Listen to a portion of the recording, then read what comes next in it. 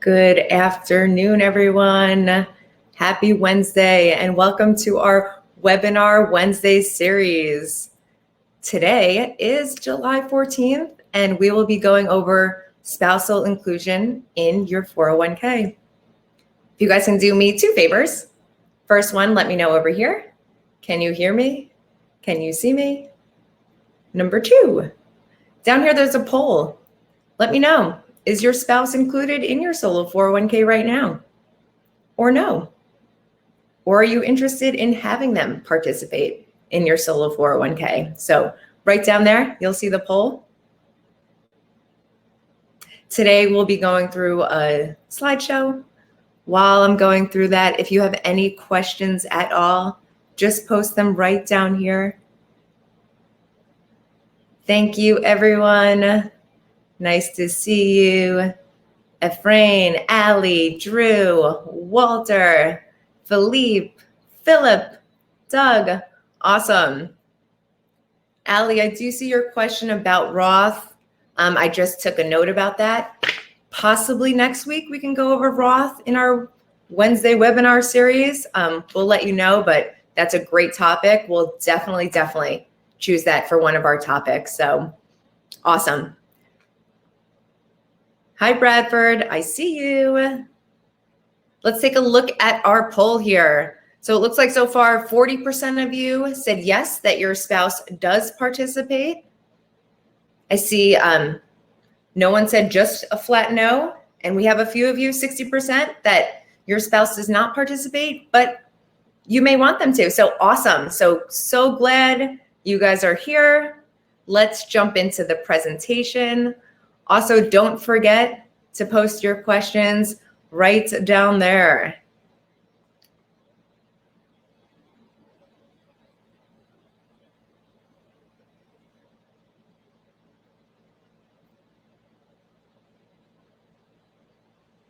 Spousal inclusion.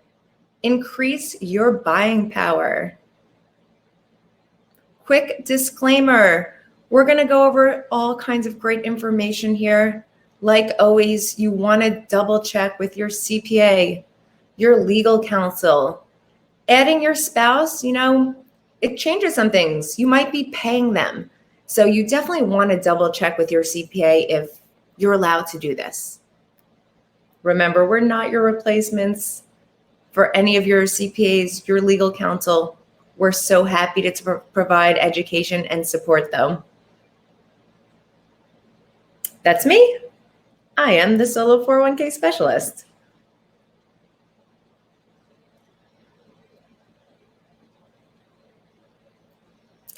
Like you guys know, you play all kinds of roles in your solo 401k. You're the plan participant. You're the plan trustee. You're the plan administrator. So all these roles make a big difference on how you interact. As the plan administrator, you're keeping those detailed records. As the plan participant, you're the one that's doing your rollovers, your contributions. As the plan trustee, you have signatory authority. Let's take a look at this a little closer. So, if you're the plan participant, you're employed by the company, which means you can do those rollovers. You can make contributions, choose your own investments. You as well have that signatory authority. Take distributions. And of course, take that participant loan, which we went over in last Wednesday's webinar. As the trustee, you have the signatory authority and fiduciary responsibility. So different roles here. Many people are both the plan participant and the trustee. It all depends on what works best for you. So you might just be the plan participant. You may be the plan participant and the trustee, which is probably the most common. And then the least common is being the plan trustee only. You may see this, you might have a company, your spouse doesn't participate in your company, so they're not on the plan. But maybe that spouse is the one that, is the person that makes the financial decisions in your household. So they might be the trustee of the plan. That's okay, less common, but might be your preference for your household.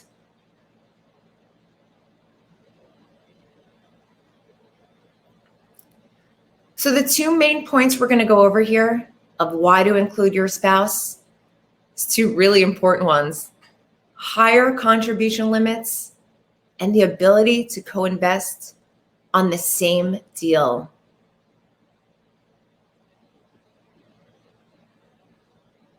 So if you include your spouse, you may be able to contribute more.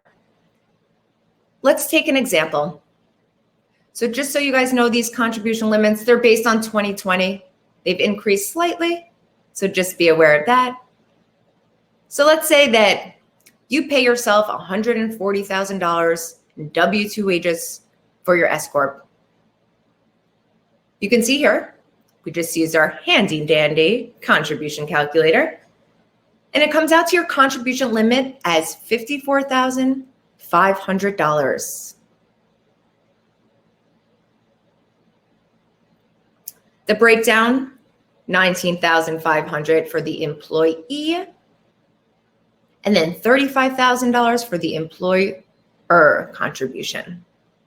We got that $35,000 by taking the 140 W-2 wages times 25%, and you get $35,000. Okay, let's change it up a little bit. You're going to pay yourself $100,000 in W-2 wages from the SCorp, and you'll pay your spouse $40,000 in W-2 wages. So it's the same $140,000 being paid from the business, but now it's being split up. Let's see what this looks like. So $100,000 in W-2 wages. The total contribution limit is $44,500. There's the breakdown as well. So a little less than before for you, but we've added your spouse. Your spouse is being paid $40,000 in W-2 wages. So the total there is $29,500. So we have the $19,500 on the employee side, and then $10,000 on the employer side. See, the calculation is the $40,000 times 25%. There's the $10,000 for the employer profit sharing. Remember, let's go back. The original contribution was $54,500 for just that one participant. Now, by including your spouse, it's jumped up to $74,000 because it's $44,500 for your contribution and then the $29,500 for your spouse. That's almost $20,000 in extra contributions. It hasn't really cost you anymore.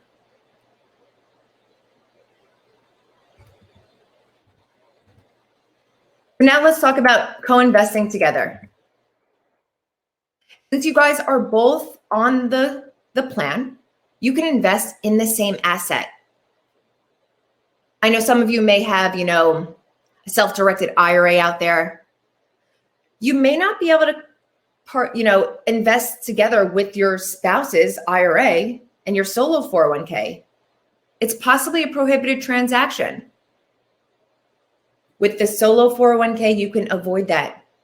You can roll all, your traditional IRAs into the solo 401k, invest in the same deal together. It's no longer a prohibited transaction when you're on the same plan. In reality, it's the solo 401k trust that's investing. You guys are both participants, so you're putting the funds into the trust. The trust is the investor.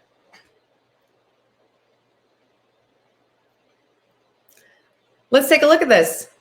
So you have one solo 401k trust with two participants. The husband's going to roll over his IRA. The wife's going to roll over her previous 401k.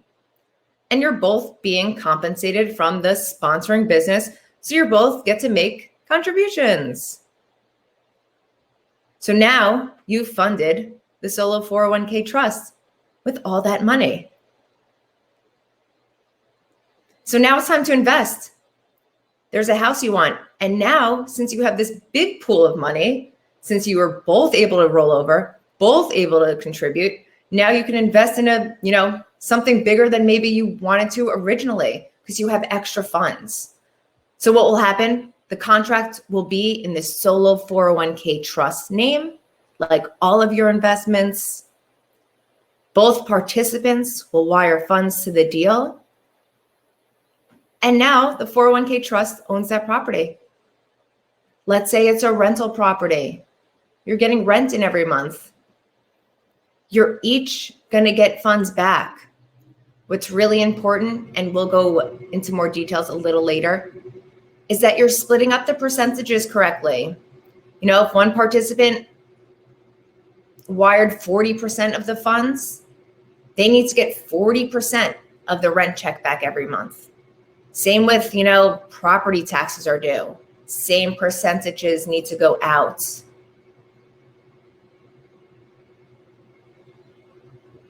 On that note, it's always important to keep good records, especially if you guys are both on the same plan. I know we talk about this a lot for anyone that has attended our Q&As or any other of our webinars. Keep your funds separate. Have separate bank accounts. On that note, you also want to have separate brokerage accounts. This makes your life easier. In the beginning, maybe it's a little bit of a pain in the butt because you're opening up various accounts, but it's absolutely worth it. It's going to make things so much easier. So for your bank account, there's your solo 401k trust bank account. You'll just have sub-accounts, and it's really easy, especially if you go with one of our recommended banks. They make it super easy. You could call them up. They'll add a sub-account. So you'll just have one login. You'll log in, you'll see two accounts pop up, and you'll each be able to have your own bank account. So let's take a look at J&J Investment Trusts. I know, very creative names here. We have John Doe and Jane Doe. They're both participants and both trustees. So they can both roll over funds, make new contributions, sign for everything. So they've opened up their bank account. They've added some sub-accounts. Nickname them. Super easy. You can either go into settings, nickname one account John's, nickname the other ones Jane's, or call your bank and ask them to do that. So let's add another layer. Like you guys know, your solo 401k comes with both traditional and Roth 401k capabilities. So you might want to have 4 bank accounts. Nickname all 4. John's traditional, John's Roth, Jane's traditional, Jane's Roth. Remember, this is just making your life easier. You could use all of those accounts to invest in one deal. Just make sure, like I said, keeping good detailed records. The same percentages need to go in and out.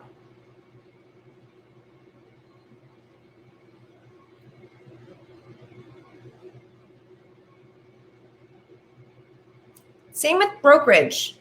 Remember, keeping everything separate, much easier on you guys. So I know if you go with Schwab, they let you just add participants where you'll just have, similar to your bank account, you'll log in, there'll be separate accounts under that main account. I know with Fidelity, you have to open up 2 totally separate accounts, so you'll have different logins. That's okay. That's totally fine. Just keep records. Where are your funds?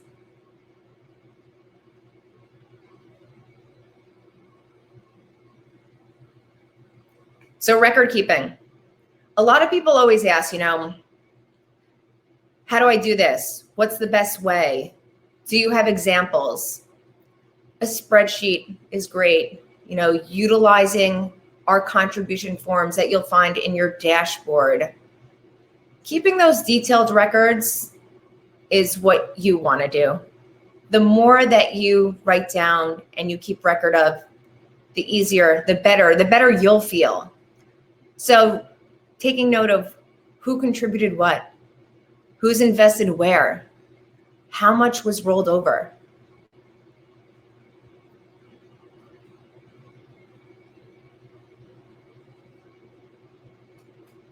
So here's an example.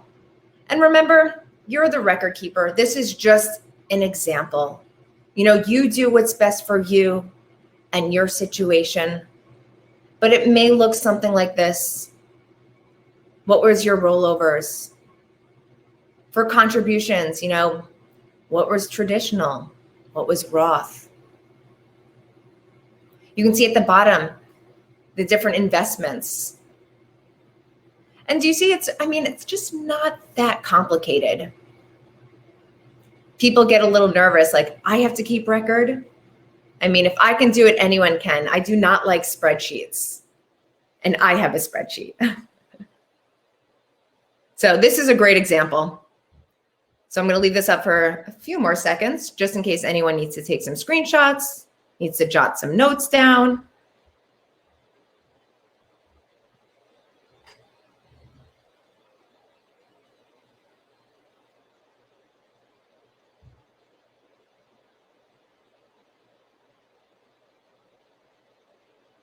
Another great example is keeping good records of your contributions. Some people do contributions once a year. I know I do, so my spreadsheet's pretty silly. It only has like a few lines on it. Some people make contributions weekly, monthly, quarterly. So keeping good records is important of you and your spouses. What was the tax year? Was it Roth? Was it traditional? So this here is another great example as well.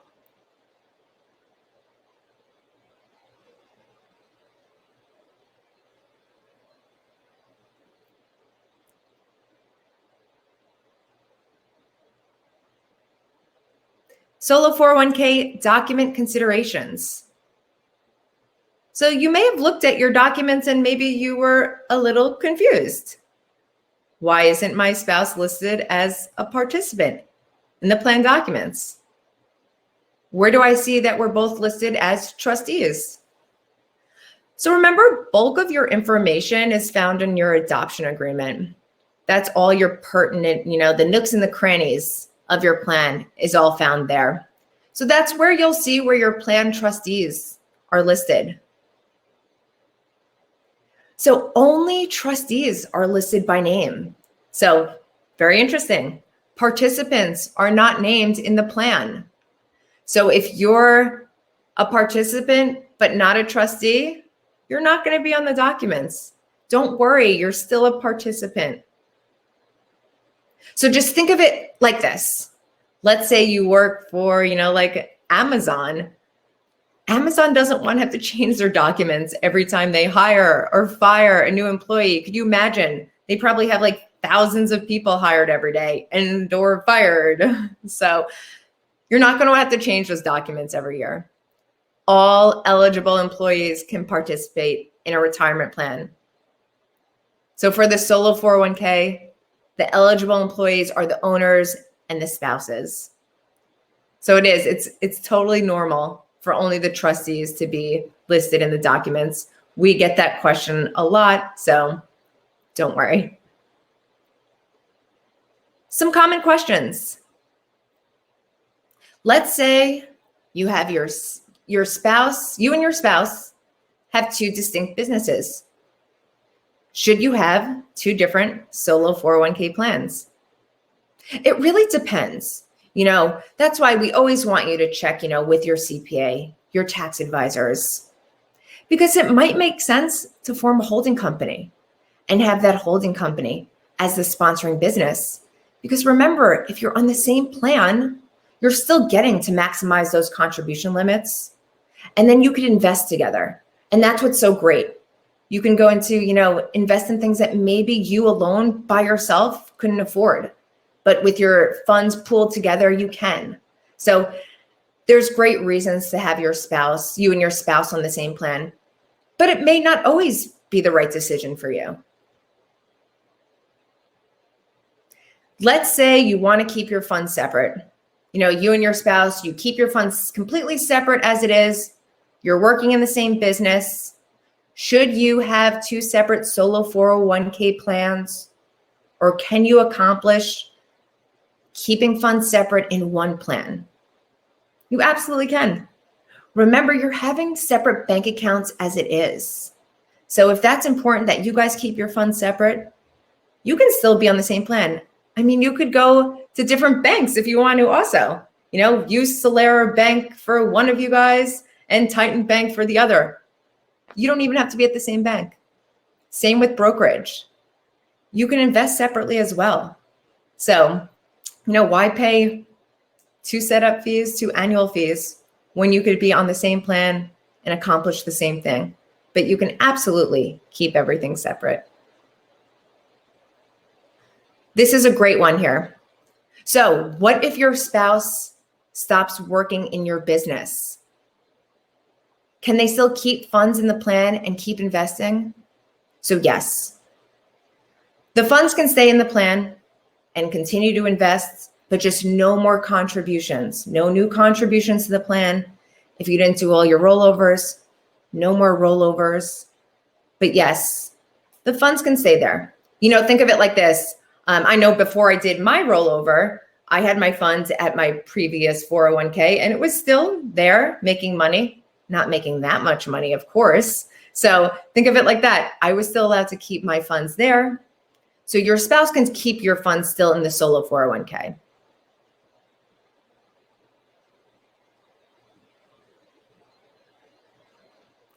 What if your spouse has full-time employees in her business, but you don't in your business? Can you still have a solo 401k? Yes. But your spouse cannot have anything to do with your solo 401k, cannot make any contributions, cannot roll over any funds. It is only for you.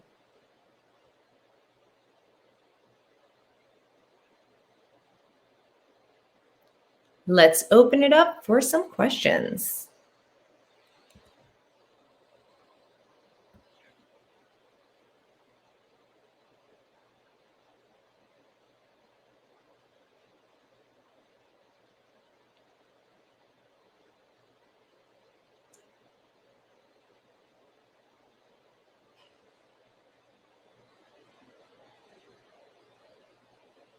The first question we have from Bradford. Does my wife have to work for BMS LLC? Do I have to pay her a wage or give her a title? Awesome question, Bradford. Your wife has to be compensated.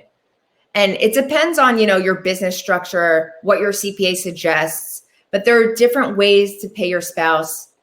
It could be W-2 wages. It may be making her a part of your company and then, her getting some kind of wages from the company as well. There's a few different ways. This is a great question for your CPA, but yes, your wife has to work for your company, has to be compensated, which is great. Like we showed, if you're going to compensate your spouse, you're going to be able to make higher contributions to the plan. Bradford, it may have to be W-2 wages. It really just depends. So there's ways of putting your spouse on your LLC and doing, and paying herself some kind of, maybe a 1099, but W-2 wages, that could be the right way to do it as well. Check with your CPA. Thank you, Bradford. Matt.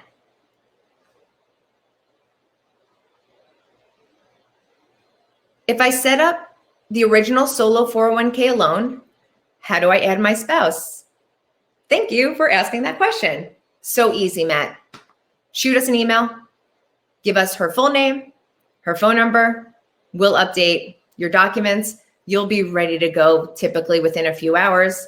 Then you could start opening up her bank accounts, her brokerage accounts, doing her rollovers. So very easy. Thank you for asking that question. Awesome. Bradford, I see that you said, can she contribute from her plan? She can contribute to the plan from her wages. If you're paying her W-2 wages from your business, she'll be able to contribute to the plan. Question from Matt. If you make sub-accounts and we have to pay property tax on rental investments, do we need to pay with separate checks at the percentage of each trustee? Can we keep one account if we are exceptionally good at tracking the funds? Great question, Matt. You do, the percentages need to be correct. If your spouse put 20% in for the deal, your spouse has to, pay 20% of, the property taxes. So your question on can we keep one account if you're exceptionally good at tracking the funds? Yes, you can. Keeping these accounts separate, it's what we recommend. It's what we've seen is much easier for people. But Matt, if you are amazing, exceptional, like you said, that is okay. Thank you, Matt. All right, Doug. For separate accounts, is it sub-accounts of the same main account or literally different accounts with different account numbers? Great question. It's different account numbers. You're going to use the same documents. It's your same plan documents, same EIN, same trust name. So all of that is the same, but it is different account numbers. So you'll have separate checks or separate debit cards. So great question, Doug. Awesome.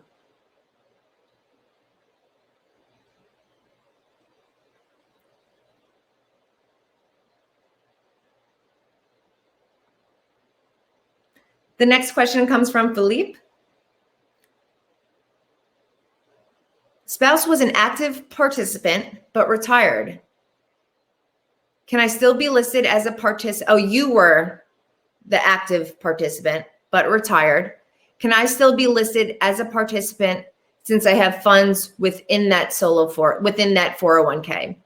So you can still be listed, your funds can still be there, but you cannot, no more contributions, no more rollovers. Your funds are just staying there. They're still being invested. Thank you, Philippe.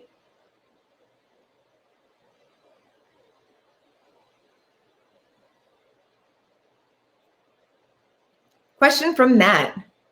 Can children get a solo 401k by working in my business? It depends, maybe. So remember, the solo 401k, you have to have your own business and no full-time W-2 employees. Your children are minors, so it isn't okay to employ them. So something to keep in mind, Matt, if you're employing them as, let's say, full-time W-2 employees, when they're not minors anymore, remember that's got to change or you're going to be disqualified. So a few options here. Let's say you're paying them W-2 wages. They don't qualify. You could maybe pay them 1099 wages and they could be contract workers for your business. So then they can qualify because they're self-employed. They're getting 1099 compensation. And also that's not going to disqualify you when your kids become adults. Like we always say here, you want to double check with your CPA, but excellent question. So let's just kind of go back again for a second. You're not disqualified if you're paying your kids W-2 wages right now because they're minors. You're not disqualified. But if they are getting W-2 wages, they cannot have a solo 401k. They need to have 1099 wages. So Talk to your CPA, Matt. Awesome question. They could qualify. So and then an additional question here from Matt. Can 1099 be full-time hours? With 1099, it doesn't matter what the hours are because they're contract workers. So they can work them. You can work them to death, Matt. Go ahead. Awesome. Great addition there, Matt.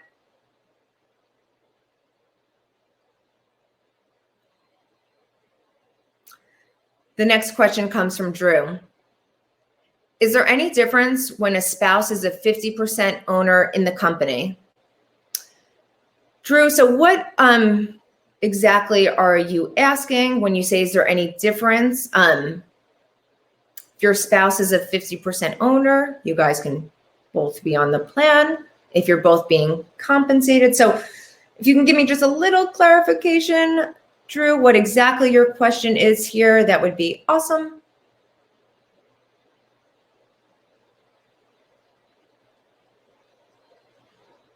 Bradford. So your wife has a plan where she works. We can reduce her contribution from that plan and put it in her plan. And would it have to be a Roth? So your wife can only make contributions if she's being compensated from your business. If she's maxing out at her work plan, but she wants to max out on the plan she has with you, then she can do something. Because remember, your employee contributions, that $19,500, is based on all of your 401ks. So if that's your strategy, she may want to reduce that. So that's up to you. Work with your CPA, talk to your wife. All righty. Thank you, Bradford.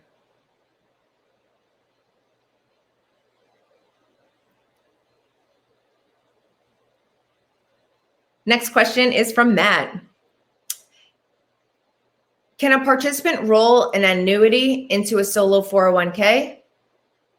That should not be a problem, Matt. It really depends on the annuity, but should not be. Thank you, Matt.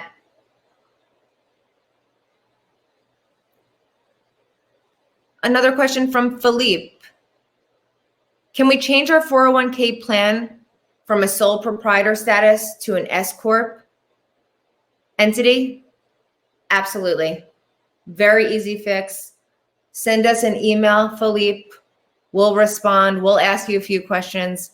We'll update your documents. No charge. Easy, easy. Just like how we'll add your spouse, no charge. We'll absolutely change your sole proprietorship to an SCorp.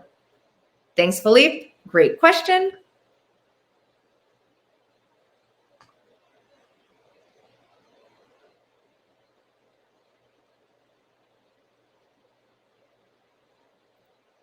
Hi, Tim. I see you. Yeah, all of our webinars are always recorded. So you can either go to our network or you can hit the email that you got. That'll take you right to the recording. So absolutely. I'll give you guys a few minutes to ask some more questions.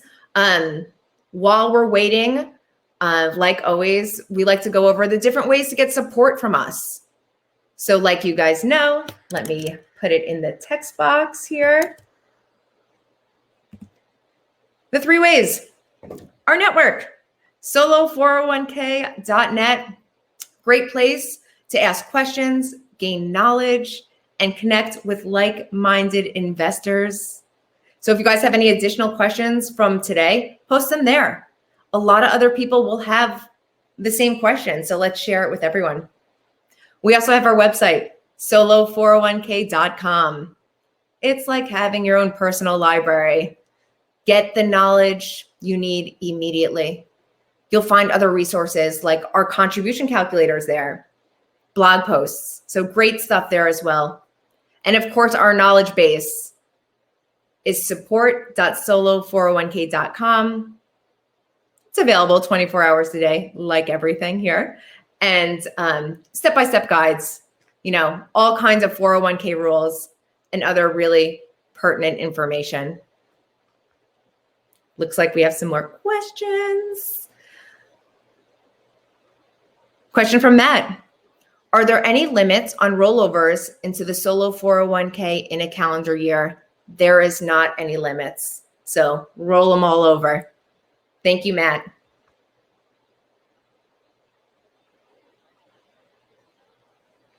Question from Doug.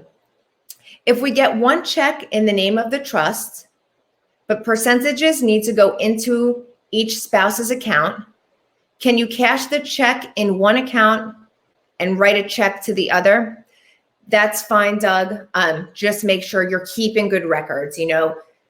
I would write on my spreadsheet, we received one check, I'm splitting it. Just be very, very detailed. Some people also will open up an additional account. If they're just getting one check in, they'll put that one check into that account, call it like your combined account or something. From there, split it off into the right percentages because maybe some deals just want one check. So you may be stuck there. I don't really want to call it stuck because there's always an answer. So awesome question, Doug. Thank you so much for that one. So yes, that's fine.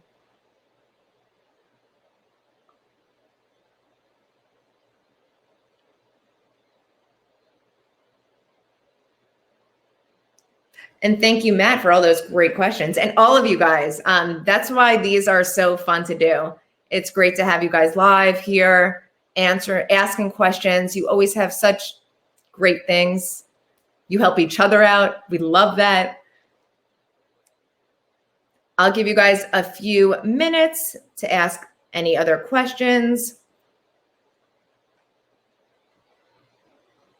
Remember, if there's any topics you want us to do, let us know. Allie, I love your suggestion about Roth. It's a little complicated. I think that's going to be a great one. A lot of people also don't know that their solo 401k comes with Roth capability. So love that suggestion. Thank you.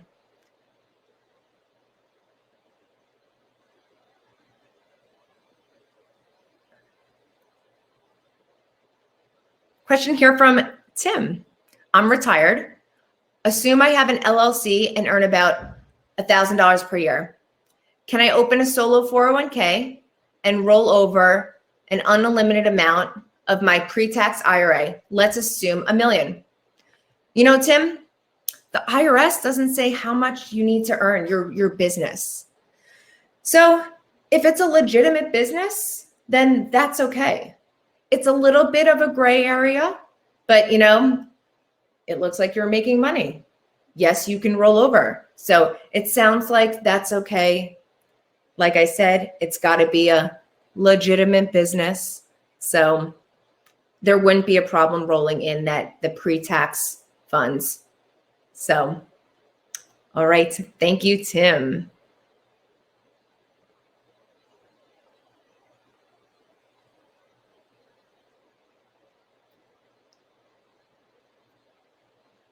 An additional question here from Tim.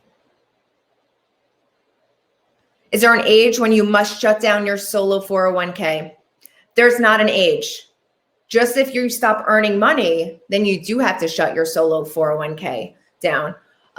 This is always a great question, because of course you want to retire at some point. So the age doesn't matter, but maybe you don't want to work anymore. There's a few options there. A lot of people will scale down their business, maybe go from being an SCorp, change it to a sole proprietor, start doing consulting, showing some kind of active earned income so they can keep their solo 401k active. But let's say that you are done, you do not want to work ever again. That's fine. You can get a self-directed IRA. We offer those. We'll help you with the process. So 2 great options. An awesome question. Thank you, Tim. So no age.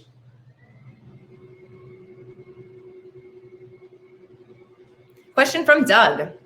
To verify, if my wife participates by getting compensation from my business, can she roll over her 401k?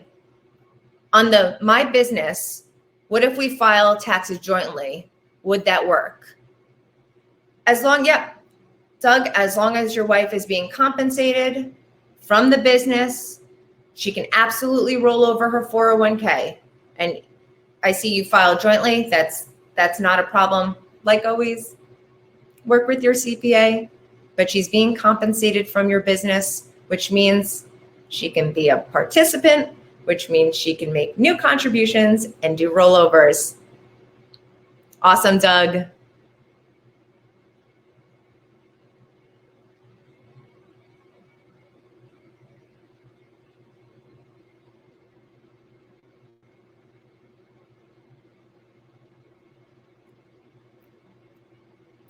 Question from Matt.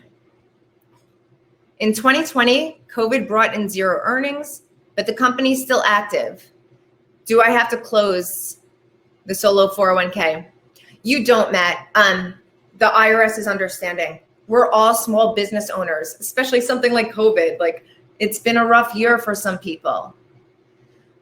You don't have to show that active income every year.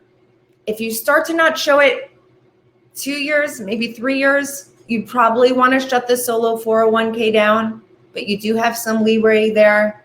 You do, of course, want to check with your CPA. It is a little bit of a gray area, but I'd say you're okay for right now, Matt. Double check with your CPA, and let's see how those business earnings continue. I know we're getting a little bit out of the spousal inclusion questions, but happy to answer some extra ones. Question from Philippe. Can you do after-tax participation in your Roth? Not sure what your question is, but I can tell you, you can do voluntary after-tax contributions. Move it over to your Roth. That's a whole nother webinar. So maybe we'll include that in on the Roth one. It sounds like that's a hot topic. I'm going to try to do that one next week. Thank you, Philippe.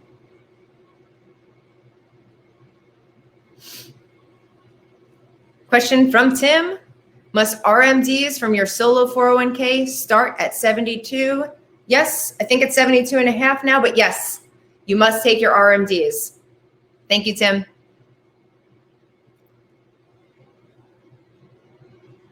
Question from Kimberly. The key here is that you to be running a payroll and issue a W-2. Is that correct? Or can I do this as an LLC that doesn't issue a W-2? For example, your income comes mostly from rental properties. All right, Kimberly. So if you're an SCorp or a C-Corp, you absolutely have to get W-2 wages. If you're an LLC, you need to show Schedule C income. My question to you, Kimberly, for your rental properties, I have a feeling you're showing Schedule E as in Edgar and not Schedule C. You're looking for Schedule C. For everyone out there, if you're a sole proprietor or an LLC, you're looking for Schedule C. It's your net earned income.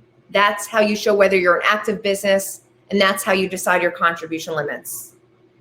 For a multi-member LLC partnership, you might be getting K1s. It's line 14. It's your self-employment income line. S-Corps or C-Corps, your K1 doesn't count. W-2 wages there. Thank you, Kimberly.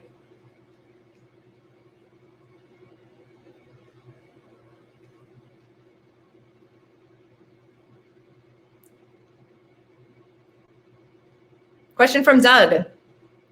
Can my wife and I be joint owners of a business, split the income, and each contribute to the trusts? Yes, you can. Work with your CPA. Thank you, Doug.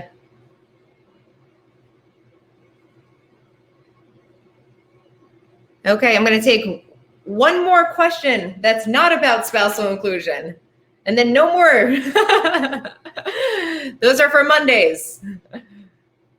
Okay, so does the solo 401k allow employer matches? If not, why? The solo 401k allows for profit sharing. 2 kinds of contributions in your solo 401k. your employee contribution, and employer. Your employer is that profit sharing. It's not considered matching, but what it is, it's a very high percentage. So it's either 20% or 25%. So that's very high. Alrighty, that was for you, Larry.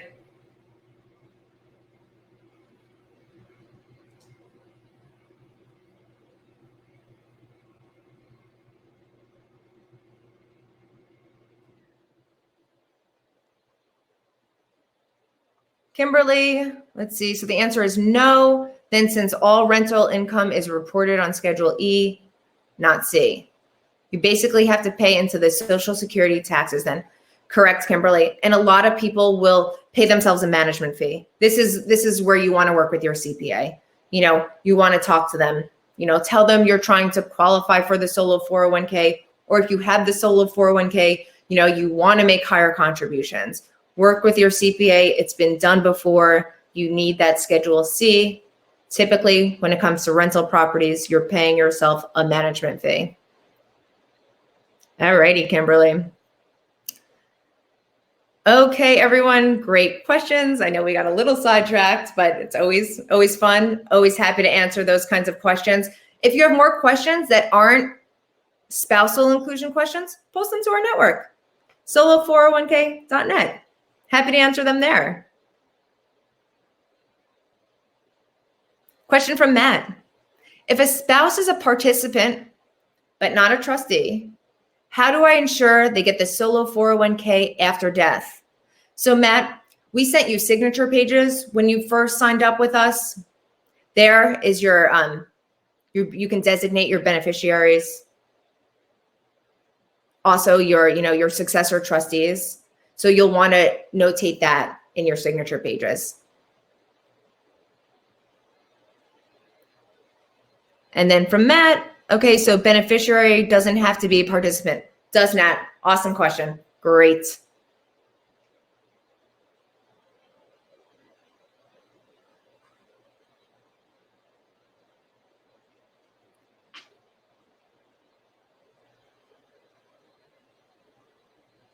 So remember, if you want to add your spouse, shoot us an email. Give us your spouse's name, his or her phone number. We will add them to your plan. And then you can start doing rollovers, new contributions. So very exciting, like you saw. You can really increase that buying power. And if anyone needs us to update their plans, send us an email as well. Post your questions to solo401k.net. And like always, join us every Wednesday at 2 p.m. Eastern time. And then remember, Mondays, 6 p.m. Eastern, we have our questions and answers. Like always, this has been a pleasure. Thank you guys so much for participating. We will see you next week. Enjoy the rest of your week.